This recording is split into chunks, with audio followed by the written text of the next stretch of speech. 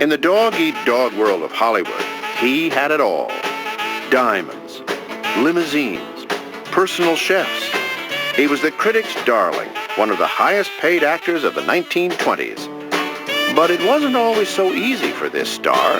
He clawed his way to the top with dogged courage and determination.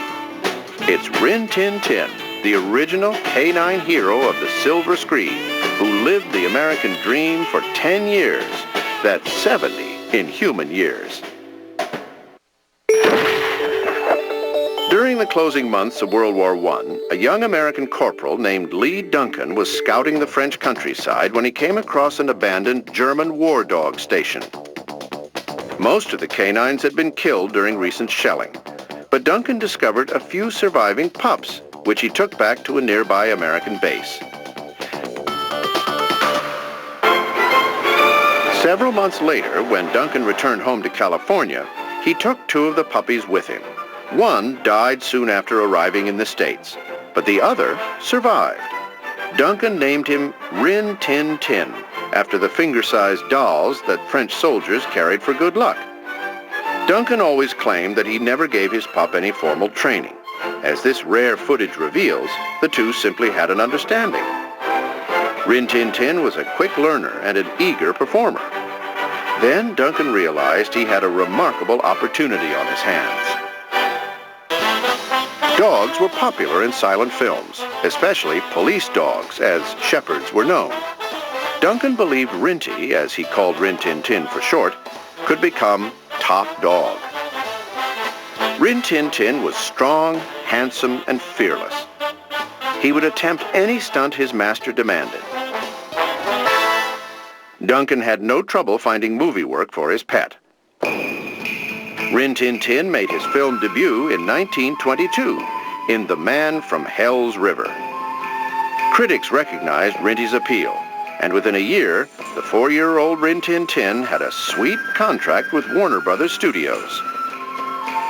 Rin Tin Tin earned $1,000 a week, 10 times what the human actors appearing in his films could command. By his 2nd year in the business, Rinty had his own limo and chauffeur, and dined on Chateaubriand steak for dinner prepared by his personal attendants. He was living the right kind of dog's life. And Rinty was earning it. His death-defying leaps and heroic stunts thrilled audiences of all ages.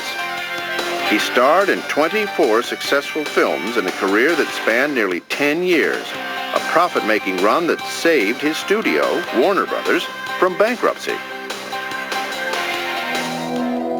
In 1932, at age 14, he died while playing with his best friend, Lee Duncan. Duncan originally buried Rinty in the backyard under a simple wooden cross, but later decided that he deserved a nobler memorial. So he had the wonder dog moved to a cemetery in the land of his birth, France. He was placed under a gravestone topped with his likeness in bronze. The inscription was simple and to the point: Star of the Cinema. The bust has since been stolen, but Rin Tin Tin lives on in his descendants. Rin Tin Tin Incorporated in Houston, Texas, still places German shepherds that are from Rinty's line. Only 1 litter is born each year, and the special pups are trained as companions for disabled children and search and rescue teams. Both Duncan and Rinty would be proud of the legacy. Rin Tin Tin